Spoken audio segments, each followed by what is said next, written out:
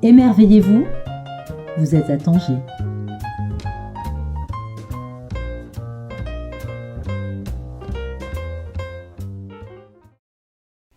Bonjour à toutes et à tous. Aujourd'hui, pour notre radio Les Insolites, notre invitée est Salima El Manjra. Salima est diplômée de l'école spéciale d'architecture de Paris et titulaire d'un master en architecture du paysage. Elle enseigne actuellement à l'École nationale d'architecture de Rabat. Salima a contribué à de nombreuses publications en dehors des 3 livres que nous allons présenter aujourd'hui. J'en cite quelques-unes: L'art au féminin, Médeb à la confluence des savoirs, Ville paysage, le plein des vides, Femmes et religions, l'espace du possible. Aujourd'hui, nous allons parler écriture, lecture, dessin, littérature et présenter 3 textes, 3 livres, je dirais même 3 livres objets ou 3 objets livres qui sont les premiers maillons, j'ose espérer, d'une œuvre de plus en plus importante. Je cite Saisissement, Au creux du silence et L'espage d'un instant. J'insiste bien, l'espage et non pas l'espace, l'espage d'un instant. 3 ouvrages extrêmement beaux dans leur forme. Ils ont tous en commun un petit format, la couleur grise, et plus particulièrement une sorte de gris souris, et un soin très singulier qui a été accordé à leur conception. J'ai envie de dire qu'on retrouve l'architecte dans la conceptrice de ces livres, puisque ce sont en soi même des structures architecturales qui font jouer les lignes, les dessins, les traits et les mots. Bonjour Salima. Bonjour Stéphanie. Alors très heureuse de te retrouver, puisqu'on se tutoie, on se connaît beaucoup. Pour les personnes qui nous rejoignent et qui ne connaissent pas encore notre podcast, nous présentons souvent des auteurs et des artistes qui sont, je dirais, partie prenante de la librairie Les Insolites. Là, c'est plus particulier encore, tu n'es pas seulement un auteur ou une auteure qui vient parler de ton travail, tu es aussi une fidèle lectrice, une fidèle habituée des Insolites. Donc on va, pour cette session d'été, parler aussi de ce qui te nourrit en tant que lectrice. Donc voilà, on va essayer de parler de ces 3 livres. Je vais commencer par une question très concrète et très technique. Ces 3 ouvrages que tu as publiés sont en auto-édition avec une designer, une conseillère graphique, je ne sais pas comment on appelle Myriam Schreiby. C'est une vraie maison d'édition, Art Numérique Édition. Elle existe en tant que maison d'édition, mais nous avons travaillé ensemble plus sur le passage, sur la concrétisation de mon projet d'écriture qui a été présenté sous une forme de maquette, mais qu'il fallait transformer de façon à ce qu'il puisse être publiable. Donc c'est une question de logiciel, dans un premier temps, mais ensuite son professionnalisme, sa connaissance des différents papiers, de ce qui était possible ou pas possible de faire, a fait que nous avons travaillé à 4 mains, mais tout en maintenant mon projet initial. Donc elle n'est pas intervenue en tant qu'éditrice, elle n'avait pas son propre projet d'édition, mais elle m'a accompagnée dans la mise en forme, dans l'optimisation de mes désirs, en me conseillant ce qu'il y avait, sur la base des possibilités qu'il y avait aussi en termes d'impression, de papier, de couleur, tous ces éléments-là. Toi, tu avais une idée très arrêtée de ton travail. Oui. En fait, j'ai le sentiment que c'est plutôt une collection Salima El Manjra, parce que ces 3 livres, qui seront probablement accompagnés d'autres, en tout cas moi je les attends avec impatience, me semblent être comme une collection particulière d'une maison d'édition et qui porterait ton nom. Ça serait assez original, Il y a peu d'auteurs qui se sont lancés dans cette aventure. Ce sont 3 textes que tu as eu l'occasion de présenter à la librairie aussi, nous l'avons fait il y a quelques mois. 3 textes où, quand j'avais présenté ton travail, ce qui me semblait être le plus flagrant, c'était ton interrogation ou ta question sur le corps. Alors le corps de la ville, le corps de l'individu, le corps social, le corps intime. à quel moment l'architecte vient dans l'écriture, ou est-ce qu'il ne vient pas du tout? Il vient quand même un peu dans l'espace d'un instant, mais à mon avis, il vient aussi dans les deux autres. Dis-moi, est-ce qu'il y a des interférences ou il n'y en a pas du tout et en fait, tout est très cloisonné?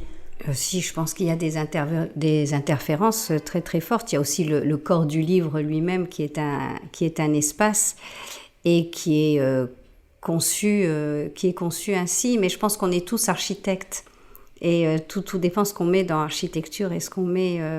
Mais pour moi, l'architecture, d'abord, je ne suis pas une praticienne, c'est pas du tout cet aspect-là qui m'intéresse. Mais ce qui m'intéressait dans l'architecture, c'est comment l'espace rendait compte d'un vécu, rendait compte de valeurs. Et donc, c'est toute cette dynamique, toute cette interaction qu'il y a entre ce qu'on appelle le vide, mais qui n'est pas du vide puisque nous le remplissons, et tout ce côté invisible. Donc c'est la rencontre du matériel et de l'immatériel.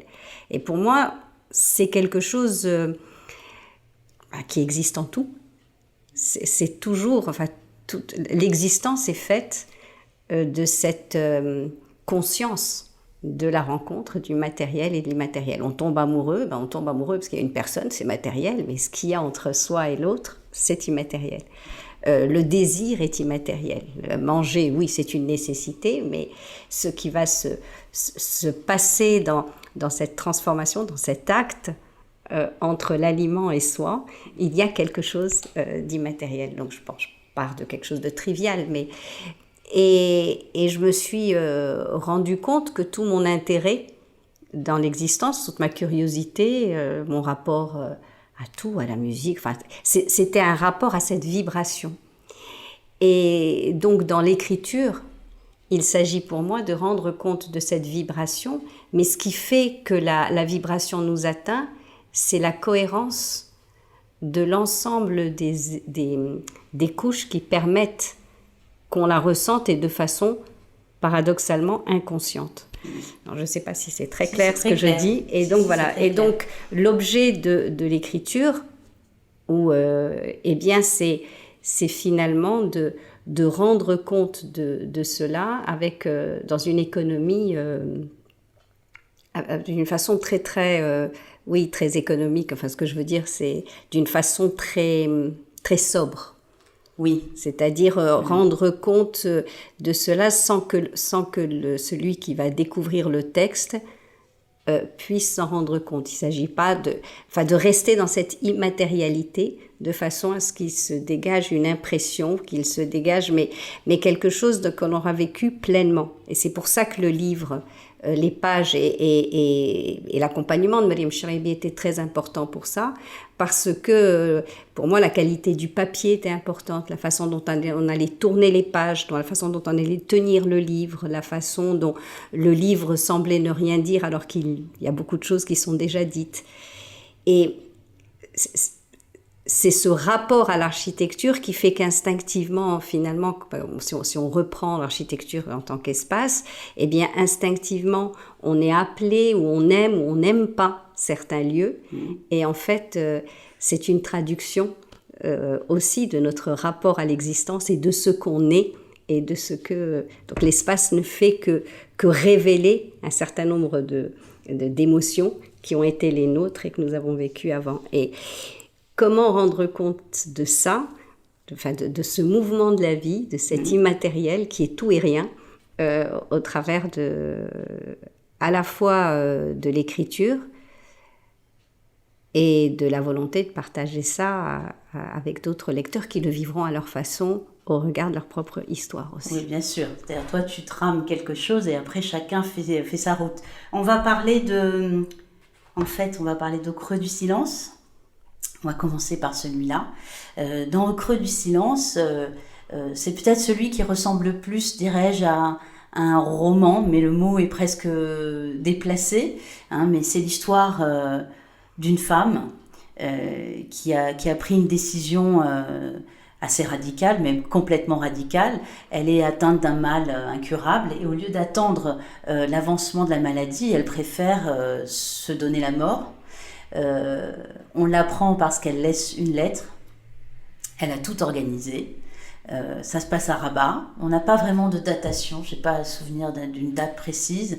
Elle a organisé son départ, et j'ai envie de dire comme on organise sa vie, c'est-à-dire qu'elle a rangé ses affaires, préparé les vêtements qu'elle va porter pour son enterrement. Sa lettre explique de manière assez brève son geste. Et ensuite, le livre va se déplier sur la réaction de ses proches, et notamment de sa fille. Donc, c'est aussi un livre sur la transmission entre femmes. Pour moi, c'est un livre que j'ai trouvé très fin au niveau de ce que les mères et les filles ne se disent pas toujours, mais font passer dans tous ces non-dits. C'est un texte à la fois très, très touchant, très intime, et en même temps qui reste assez... froid parfois, mais je pense que c'est ta manière d'écrire qui fait ça. Il n'y a pas de fioriture dans ton écriture. Et il y a une forme aussi de critique de tout le rituel mortuaire, au Maroc notamment, puisque ça se passe dans une certaine bourgeoisie de Rabat. C'est un texte qui m'avait beaucoup marqué quand il a été publié et que tu me l'avais apporté, parce qu'assez rarement... on parle de la mort au Maroc de cette manière aussi sèche et factuelle. D'où est venu ce texte en fait? Il est arrivé comment ce texte? Alors la mort est un sujet qui m'habite depuis, je crois que depuis ma naissance. Il y a des sujets comme ça qui sont très fortement inscrits. Alors évidemment enfant, parce que comme tout enfant, je me demandais... ce qu'était la mort et ce qu'il advenait de nous quand on mourait. Et ensuite, parce que très rapidement, c'est autant les personnes sont volubiles quand il s'agit d'autres thématiques, autant que dès qu'il s'agit de la mort, c'est un sujet sur lequel on ne sait pas parler de la mort. Quand on est enfant, on a un peu le sentiment, j'avais le sentiment que les gens ne savaient pas parler de la mort. Et quand on a des personnes qui décèdent autour de nous, des grands-parents, voilà, il y a quelque chose qui fait qu'il faut respecter la peine et on n'en parle pas. Donc, à chaque fois, il y a une raison pour ne pas en parler. Et quand j'ai assisté aux premiers funérailles, en tant que femme, je n'étais pas aux enterrements, jeune, mais aux funérailles, je me suis rendu compte aussi que il pouvait y avoir des explosions d'émotions. Mais en même temps, on ne parlait pas du manque, on ne parlait pas du rapport au corps, on ne parlait pas de toutes ces choses-là. C'est comme ces choses-là, on les voyait, mais c'est comme si ça restait rétinien, mais sans nous pénétrer. Et j'ai un ami qui est décédé quand j'avais une trentaine d'années, et j'ai assisté à ses funérailles. Il était marocain, musulman. J'ai assisté à ses funérailles et je me suis rendu compte de ce que signifiait la mise en terre d'un corps, la fin d'une existence physiquement. Voilà, tout ça, cette personne était décédée, avait été à l'extérieur de chez lui, avait été à la morgue, avait été sortie de la morgue pour rentrer à la maison. Donc, il y avait un corps qui n'avait pas arrêté, un corps sans vie qui n'avait pas arrêter d'être transportée. Et j'avais vécu tous ces éléments-là. Et donc le passage de la vie à la mort, on constate le décès, il est à la morgue, après il rentre chez lui, il est sous le linceul, après il est mis en terre, comment on le transporte, alors qu'il était vivant 2 heures avant. Voilà. Et donc il y a quelque chose de ça qui m'a pour le coup, amené à véritablement vouloir me confronter à ça. Et donc, au rapport à la mort, dans un premier temps, pourquoi est-ce qu'on n'en parle pas? Quel est ce rapport qu'on a, même si on peut être très religieux, à observer les rites qui sont... voilà, l'idée de se dire que les rites sont là pour nous faire oublier, mais nous faire oublier quoi? Et puis ces paroles, tous ces mots que l'on dit, et qui font sans doute du bien. Bon, moi, ça m'en faisait pas, mais enfin, voilà. Et donc, j'avais envie de travailler là-dessus, mais aussi d'être sur le rapport au corps. Le corps est quelque chose qui pourrit, quelque chose qui est, voilà, qu'est-ce que ça veut dire qu'aller qu'enterrer quelqu'un? Qu'est-ce que ça veut dire qu'aller sur une tombe? Qu'est-ce que veut dire se recueillir? Comment est-ce que l'absence se met en place? Et donc, il y avait ces thématiques-là, mais il y avait aussi la thématique, parce que là, c'est une mère qui se donne la mort et qui prend la liberté de se donner la mort sans le dire à ses enfants avec qui elle a un rapport extrêmement fort. Oui, complètement. Et donc, ses enfants découvrent à la fois sa mort et le pourquoi de sa mort. Et c'était aussi une réflexion sur, en tant que mère, on donne la vie, mais comment est-ce que notre propre corps nous appartient? Puisque alors on donne la mort aussi. Et on t'interrompre, en donnant la vie, on donne déjà la mort. Donc oui, c'est ça, on en a conscience. Il y a cet élément-là. Et puis comment aussi, en tant que femme, on dispose de son corps aussi. Et sa fille vit très mal cette mise à mort, mais en même temps, les parents finalisent leur éducation en mourant. Et en nous donnant, en nous faisant découvrir un sentiment, même si on a perdu d'autres personnes, perdre un parent, quel que soit le rapport qu'on puisse avoir avec lui, est aussi quelque chose de très fort, non pas tant parce que la personne va nous manquer, bien sûr, mais aussi sur la question de la filiation, de où on vient et où on part, et de notre appartenance au monde. Sans eux, on ne serait pas là. Quel que soit le rapport qu'on puisse avoir avec eux. Donc, il y avait toute cette question-là, finalement, de la chaîne de la vie, et en même temps, toutes ces questions complexes à la fois la représentation qu'on se fait, mais aussi qu'on donne de la mort, puisque les funérailles sont aussi une forme de représentation théâtrale, mais elle est là, mais en même temps, on s'y plie, et elle fait du mal, mais elle peut aussi faire du bien. Et donc tout cela est beaucoup plus complexe que... on peut pas rejeter tout ça comme ça, mais voilà, pour moi c'était une invitation à réfléchir. Et aussi à quelque chose pour le coup très fort sur est-ce qu'on s'appartient. Alors justement, quelques temps après, en 2020, tu sors Saisissement au pluriel, qui est un recueil, je le tiens entre les mains, il est tout petit, il a la taille d'une carte postale, qui est un recueil de haïku, on peut dire ça? On va le dire comme ça, pour que nos auditeurs ou auditrices puissent imaginer, mais pas forcément, de très courts poèmes que tu écris en plein confinement, suite à cette annonce du Covid qui va, j'ai envie de dire, assombrir l'atmosphère mondiale, où là, voilà, pour le coup, on va parler de mort, c'est-à-dire la mort va appartenir à tout le monde, là où on n'en parle pas dans l'intime, tout à coup, on va en parler de manière complètement médiatisée. Et toi, tu sors ce petit recueil avec des dessins. Il y a un cercle à chaque page qui vient. Page gauche, il y a un poème. Page droite, il y a le dessin. Ce sont des cercles avec des petits points. On peut imaginer que c'est le monde. On peut imaginer que c'est le virus, la forme du virus lui-même. On peut imaginer que c'est le cœur. Quelque chose se fige.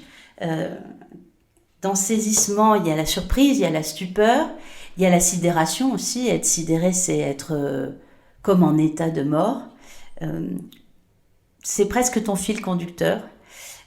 Pourquoi tu as eu besoin d'écrire Saisissement à un moment où on était tous enfermés chez nous, et il y a eu beaucoup de personnes qui en effet ont écrit, mais pourquoi cette forme-là, alors encore plus resserrée qu'au creux du silence, et pourquoi avec ces points qui te caractérisent, hein, c'est les points, les traits, les lignes. Dis-moi.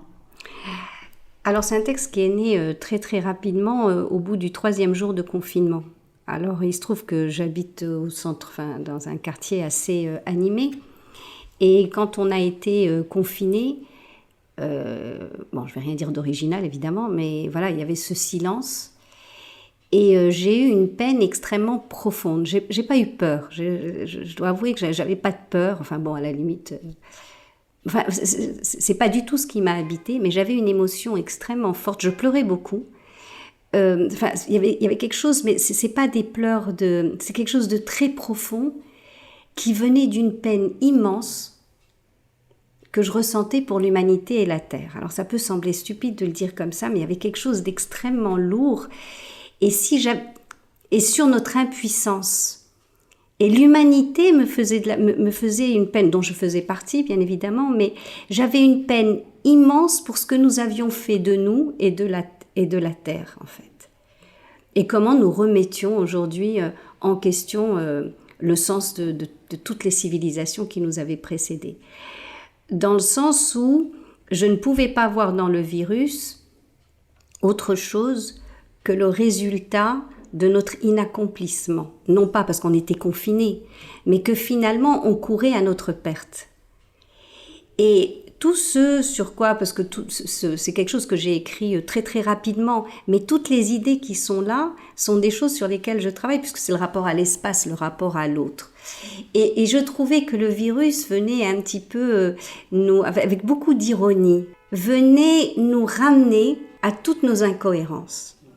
Et l'un des premiers textes que j'avais jeté sur une feuille, c'était cette histoire de, on est là à essayer d'avoir le dernier iPhone qui va être l'élément le plus petit, design, mais où toute notre vie est inscrite dans une puce. Et puis je me disais, vous voulez être réduit à l'espace minimal, et restez dans votre espace minimal en étant confiné. Et donc il y avait toutes ces choses-là où je n'ai pas pu voir cet état de confinement autrement que sur une question qui nous était posée sur la façon dont nous advenions. Oui, je ne sais pas. Voilà. Fait de nous-mêmes. Qu'est-ce qu'on fait de nous-mêmes, mais véritablement dans cette course effrénée, après quoi on court finalement, si c'est à notre perte, le virus est là pour nous aider. Donc il y avait quelque chose dans ça qui m'a aussi déstabilisée. Alors ces textes-là, je les ai mis, mais c'était vraiment des choses sur lesquelles j'ai pu travailler sur le rapport à l'espace. J'essaye de travailler sur ces choses-là, sur le sens de notre rapport à l'autre et à l'espace avec mes étudiants. Donc ça, ce sont des thématiques assez... à la fois épidermique, dans la façon dont nous sommes vivants. Mais en même temps, ce qui m'a saisi pour le coup, c'est les dessins qui sont venus. Parce que les dessins, normalement, c'est des choses plus géométriques, beaucoup plus sobres. Et le cercle est quelque chose de plus arrondi. En même temps, c'est quelque chose de moins rigoureux, c'est quelque chose de plus vivant. Les dessins ne me plaisaient pas. Enfin, c'était vraiment la quintessence de ce que je n'aime pas. Il y en a certains qui ressemblent à des smileys, donc beaucoup trop gadget. Je veux dire, c'était vraiment des choses qui ne me correspondaient pas, par exemple. Ouais. Et je me suis dit, ça doit être l'effet du virus. Et donc, les effets collatéraux. Et j'ai présenté ça à une amie en lui disant, tu sais, deux amis, quand on sera plus confiné, qu'on me dira comment c'était. Il y aura ça. Et elle m'a dit, mais non, mais on pourrait en faire quelque chose, et pourquoi tu publierais pas?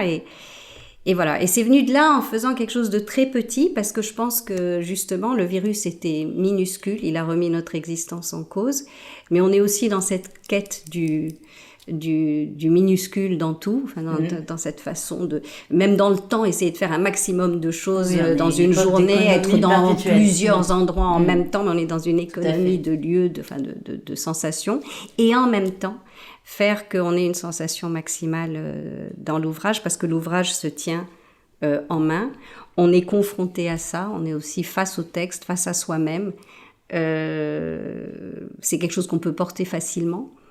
Et voilà. Et là, on parlait tout à l'heure de l'éditrice, elle m'a dit, écoute, quand je lui ai expliqué mon projet, en lui disant, je veux tel format, les dessins sont tous à l'échelle 1, je veux que le texte soit placé comme ça, voilà, tout ça. Le papier, je veux qu'on puisse le tourner, qu'on puisse avoir des sensations, que tous les dessins soient superposés, voilà, même si on s'en rend pas compte, mais que le regard se pose toujours au même endroit parce que le virus est toujours là. Donc il y avait quelque chose de l'ordre de justement, quelque chose qui doit être aussi rigoureux que le virus. Et elle m'a dit, mais puisque tu veux tellement que ce soit un ouvrage qu'on tient en main, on pourrait faire une couture sur le côté. Alors ça, j'aurais jamais osé y penser parce que je ne pensais pas que c'était encore possible au Maroc une maison d'édition, et c'est fait. Donc c'est là où tout à l'heure, quand je parlais de l'édition, On me dit souvent, tu as fait de l'auto-édition, tu aurais pu aller... non, c'est aussi le savoir-faire de quelqu'un qui part des idées. Et parce que j'avais une certaine intimité, c'est une très grande amie, beaucoup d'intimité avec elle, j'ai pu aller au fond de mon projet, qui est souvent un projet corporel aussi, donc très très intime, et qu'elle puisse me dire « Ah, mais tu sais, on fait ça. » Donc ça amènera ton projet jusqu'à ça... ça permettra de l'accomplir encore plus. Ce qui est bien. Alors, on passe à l'espace d'un instant, alors qui change encore. Là, il est dans une sorte de coffret ou d'enveloppe. Il y a deux volumes. L'espace d'un instant, c'est des villes, en fait. Donc, il y a Moscou, New York, Rabat.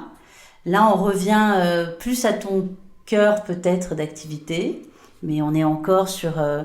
ce qui fait que quelque chose est là, en fait, voilà. Il y a un côté heideggerien dans ton travail, le Dasein. Être là, c'est quoi être là ? En l'occurrence ici, ce sont des villes que tu confrontes, ou plutôt que tu présentes dans dans soit leur verticalité, soit leur horizontalité.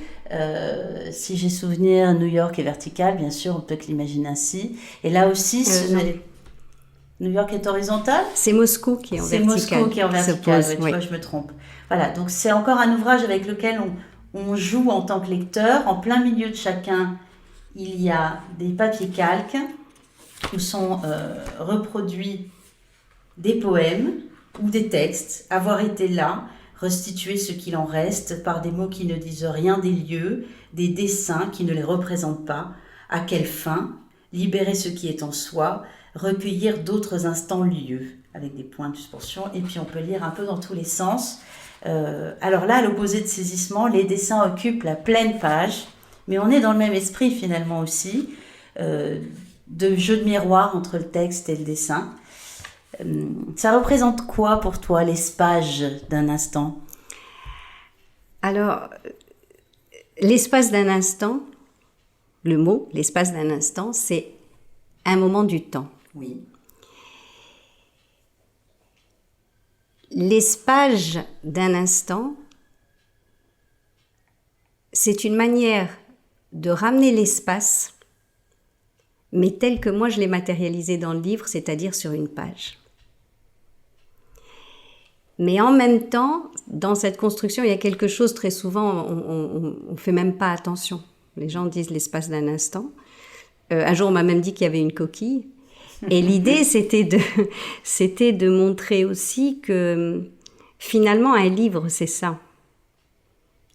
C'est une suite d'espaces d'un instant. Et donc, j'ai pris cette liberté de faire cette contraction entre deux mots. Et en même temps, ça correspond tout à fait à ce que j'ai fait dans ces ouvrages-là, et puis aussi à ma façon d'être au monde, parce que j'écris beaucoup, et j'ai besoin de consigner ces éléments-là, non pas en tant que souvenir, parce que le souvenir en tant que tel ne m'intéresse pas, mais par les impressions qu'il peut laisser en moi, et qui vont après résonner avec d'autres impressions. Et en fait, il y avait quelque chose dans ces espaces-là. Ça a commencé avec New York. New York, j'y suis allée à plusieurs reprises. Et j'y suis allée en 2014, au moment où le Ground Zero avait été construit, réaménagé. Enfin, tout ce lieu-là avait été réaménagé. Évidemment, il y avait une autre vibration, une autre... Et quand je suis arrivée à New York, il y a eu toute une série d'impressions qui se sont mis en place, et un texte qui n'a rien à voir avec ce texte-là, mais qui en est sorti parce que j'étais moi-même assez saisie à la fois par l'émotion, à la fois par mon sens critique, à la fois par... C'était tout un flot de ressentis que j'avais besoin de mettre à plat, et que je ne me pardonnais pas toujours. Donc c'était assez particulier. Et voilà. Et puis ces dessins sont arrivés d'une façon assez assez particulière. Comment est-ce que j'arrivais j'ai fait beaucoup de photos avant, mais ça c'est mes premiers dessins. C'est comment est-ce que j'arrivais à fixer ces éléments-là, alors par des points, mais parce que c'est des choses qui nous échappent en même temps, même si ce sont des dessins faits en noir et blanc, très rigoureux, mais il y a quelque chose de l'ordre dans les impressions qui nous échappent, mais en même temps on conserve leur empreinte, et je voulais quelque chose dans cet esprit-là. Puis à Moscou, qui est l'autre ville et qui est l'autre versant, eh bien c'était des ressentis extrêmement forts aussi, mais où j'étais dans un sentiment d'inconfort extrême, de soumission. J'ai eu qu'une envie quand je suis arrivée à Moscou, c'était d'en repartir.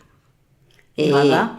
Alors sur Rabat, donc sur New York et Moscou, il y avait cet élément très fort sur les impressions que je pouvais ressentir, et donc le rapport à la ville qu'on a, qui est un rapport émotionnel, et où on se construit une image au fil de nos déambulations, même si on connaît la ville, mais qui va être une sorte de suture, de patchwork, entre nos diverses émotions qui vont construire une image mentale. Quand j'ai fait ce travail-là, je m'étais dit, tiens, ça fait des années que je travaille sur la question du patrimoine, sur Rabat. Un autre lieu qui me plaît beaucoup à Rabat, qui est Chella, donc il y avait l'avenue Mohamed V, qui est l'avenue structurante, qui est le centre historique, à la fois avec la Médina et tous les projets c'est la colonne vertébrale de la ville. De Lyoté. Et puis et donc sur Rabat et Chella, c'était justement le deuxième livre, c'était autre chose, c'était une manière de penser la réflexion sur la ville, mais d'une façon plus analytique. Là, on n'est plus du tout dans les impressions, on est dans la restitution d'une forme de l'histoire qu'on se raconte sur les lieux, et d'une confrontation entre l'histoire qu'on se raconte et l'histoire qui est. Et donc une manière là, pour le coup, déconstruire une vision patrimoniale que l'on peut avoir sur un lieu. Et donc, les deux livres constituent ce qui fait notre rapport aux espaces, qui est à la fois la connaissance que l'on peut en avoir, sans être alimenté par nos émotions, qui le sera après, mais voilà, et en même temps, quelque chose de plus immédiat, de plus instinctif, de plus animal. Et les livres sont chacun construits avec effectivement, on peut ouvrir les livres des deux côtés. Et si on prend New York et Moscou, New York est en skyline, c'est-à-dire en paysage, c'est vraiment l'idée de ce rapport au ciel qui est assez fort, et Moscou au contraire avec sa verticalité, quelque chose qui nous écrase, et les deux livres se rencontrent au milieu, donc ils demandent à ce qu'on opère une rotation dans les livres, mais c'est une manière aussi de nous interroger sur notre point de vue et d'impliquer le lecteur dans la lecture, dans la prise de possession des espaces et de s'incorporer finalement, d'avoir aussi une expérience corporelle au sein de l'ouvrage. Et Rabat et Chella, c'est la même chose. L'avenue Mohamed V est faite de façon verticale. Le Chella, qui est un site antique, est au contraire fait, parce que on a des vues, le paysage est très important à Chella. Et donc, et au cœur du livre, donc au centre, sur Rabat et Moscou, on va avoir une interrogation, New York et Moscou, on va avoir une interrogation sur ce qui fait l'identité commune de ces deux villes, s'il y en a une, avec une interrogation là-dessus. Et par contre, sur Rabat et Chella, c'est une interrogation sur le rapport à l'histoire et la question du patrimoine, et qu'est-ce que veut dire patrimonial, qu'est-ce que le patrimoine en tant qu'héritage. Ok, on parle souvent livres quand on est toutes les deux, on parle vie, on parle de plein de choses, c'est les livres qui nous ont beaucoup réunis. Tu es une grande lectrice. Hier, je t'ai demandé peut-être de me citer 2-3 livres, et ce sera peut-être pour conclure, ou plus, ou moins, qui ont changé ton expérience alors de lectrice, mais pour moi un livre ça suffit pas s'il change juste notre expérience de lectrice. J'irais plutôt des livres qui t'ont vraiment marqué dans ta manière d'appréhender la vie, tout ce que tu viens de nous dire, la sensation de l'espace, notre impression. Est-ce qu'il y a des livres qui ressortent de ton parcours ou pas du tout? Alors, j'étais très embêtée, j'ai une mémoire extrêmement défaillante et j'ai jamais très bien compris pourquoi. et d'autant plus défaillante que je n'ai pas ma bibliothèque sous les yeux pour pouvoir m'y référer.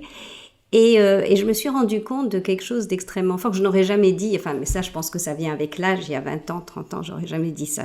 Je lis depuis que je suis toute petite, j'ai toujours eu besoin des livres, j'ai toujours eu besoin d'univers, et ta question m'a un peu déstabilisée, enfin, hier quand tu m'as dit ça, ça m'a un peu déstabilisée parce que je me suis vue, et j'ai vu en fait que, je me suis vue depuis que je suis petite fille, j'ai toujours lu des livres qui étaient pour des personnes plus grandes que moi.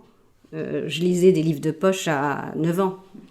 La bibliothèque verte, rose, j'ai jamais lu, et verte, ça a été extrêmement rapide, ça m'intéressait pas. Donc c'était les bibliothèques qu'on avait quand on était enfant, les collections qu'on avait quand on était enfant. Et en fait, selon les moments de ma vie, eh bien, quand j'étais très très jeune, j'avais besoin de me plonger dans des univers. Donc j'adorais les livres qui étaient en 6 tomes, 8 tomes. J'étais très très triste quand ça prenait fin parce que j'étais obligée de revenir à la réalité, mais ce sont des univers dans lesquels j'ai habité où il y avait des histoires, mais c'était ça peut être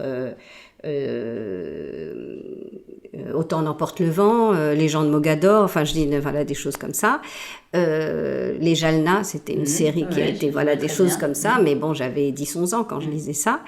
Et puis après des livres, j'ai beaucoup aimé Tolstoï. Parce que j'aimais beaucoup comment il écrivait, il y avait ses auteurs, mais qu'on suivait de chapitre en chapitre. Donc ça demandait, je me suis dit, ouais, c'est en construction littéraire, ça m'intéressait. Là, ça commençait à m'intéresser. Et puis après, j'avais aussi, je découvrais un auteur. Alors je lisais tous les livres de l'auteur. Donc quand j'ai découvert Zweig, j'ai lu tout Zweig. Quand voilà, il y avait des gens comme ça. Et là, il a commencé à y avoir des atmosphères qui me plaisaient plus, des atmosphères d'écriture, des textes qui me plaisaient plus. Ensuite, il y avait des sujets qui m'intéressaient. Donc, je prenais tous les auteurs, c'est très prétentieux, mais le plus possible. Il y a quelque chose de très compulsif. Mais ce qu'il y avait de dramatique à chaque fois, c'est cette histoire de mémoire. C'est-à-dire que je suis incapable, même des fois on va me dire, mais est-ce que tu as lu tel livre ? Je suis obligée d'avoir le livre et de le reparcourir, rapidement pour m'en rendre compte. Et finalement, aujourd'hui, ce qui fait mon rapport au livre, c'est pas tant quels sont les livres qui ont changé ma vie, c'est les rencontres que ça a pu constituer.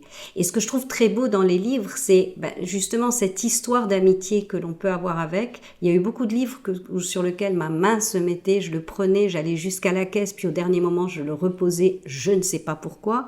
Et puis en fait ils arrivent, je les lis au moment où c'est nécessaire et où j'ai besoin de les entendre. Donc, il y a un rapport avec les livres qui est extrêmement fort sur la façon dont les livres nous accompagnent, mais nous prennent aussi en charge. C'est assez surprenant de le dire comme ça, mais finalement, j'ai vraiment réfléchi à cette question hier et je me disais, mais oui, ma rencontre avec les livres, c'est ça, et c'est comment ils résonnent entre eux, c'est exactement comme les espaces, et comment en fait quand je vais lire ça, je vais me dire, ah oui, mais il y a telle chose, mais aussi dans mes discussions en disant, non mais tu ne peux pas ne pas lire, je peux pas te dire l'ouvrage tout de suite, je rentre à la maison, je fais, voilà, et j'envoie à la personne le texte, parce que finalement, c'est la façon, moi mon histoire avec les livres c'est ça, c'était la façon dont les livres m'ont accompagnée, m'ont montré des choses. Il m'est arrivé par exemple avec Todorov, par exemple quand je l'ai découvert, je pensais des choses, puis je me disais voilà, mais mon inculture faisait que je ne savais pas que d'autres les avaient déjà pensées avant moi, donc il légitime ma pensée, mais en même temps me permettre d'aller plus loin, c'est comme une manière de me dire allez vas-y continue. Et donc il y a voilà, alors il y a plein d'auteurs, il y a évidemment Didi Huberman, le jour où j'ai lu Images survivantes, voilà, et c'était des choses qui m'ont marqué.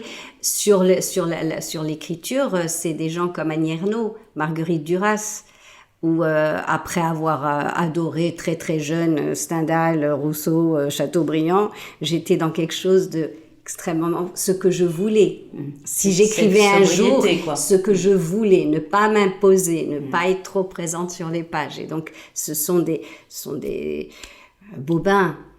Voilà, mais en même temps, ça vient rejoindre en peinture Rothko ou Soulages. Voilà, donc il y a quelque chose de l'ordre où je vais aller découvrir des textes parce qu'ils sont arrivés à à une forme de pureté en s'absentant. Mais en même temps, ils sont tellement présents parce que sans eux, c'est parce que voilà, c'est tout eux qui est là, mais c'est leur empreinte, comme s'il n'y était pas. Et c'est la prétention que j'ai. On va terminer sur prétendre. Tu prétends sur cette prétention. Donc, c'était Salima El Mandjra aujourd'hui avec Radio Les Insolites. Merci à vous toutes et tous. Merci Stéphanie.